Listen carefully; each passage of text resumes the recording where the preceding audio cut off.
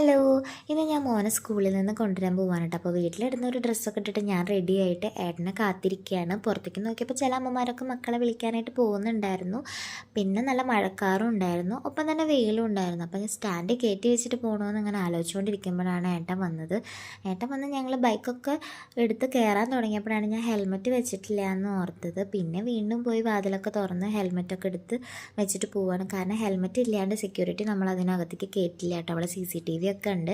അപ്പോൾ first trip വണ്ടിയൊക്കെ വന്ന് തുടങ്ങിയ കുട്ടികളൊക്കെ വീട്ടിലേക്ക് എത്തി തുടങ്ങി കേട്ടോ. അപ്പോൾ ആദ്യം വാനിലും ബസ്സിലൊക്കെയുള്ള കുട്ടികളൊക്കെ വിട്ടതിന് ശേഷമാണ് പാരൻസ് ഉള്ള കുട്ടികളെ വിടുള്ളൂ. അപ്പോൾ നമ്മൾ കറക്റ്റ് സമയത്താണ് എത്തിയിട്ടുണ്ടായിരുന്നത്. ഏട്ടനാണ് ഇന്ന് മോനെ വിളിക്കാൻ പോയിരിക്കുന്നത്.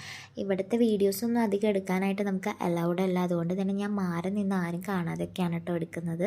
അപ്പോൾ ഞാൻ വന്നിട്ടില്ല എന്നാണ് അവനോട് ആദ്യം പറഞ്ഞിട്ടുണ്ടായിരുന്നത്. പിന്നെ എന്നെ കണ്ടപ്പോൾ ഓടി എൻ്റെ അടുത്ത് അമ്മ എന്നൊക്കെ വിളിച്ചിട്ട് വന്നു.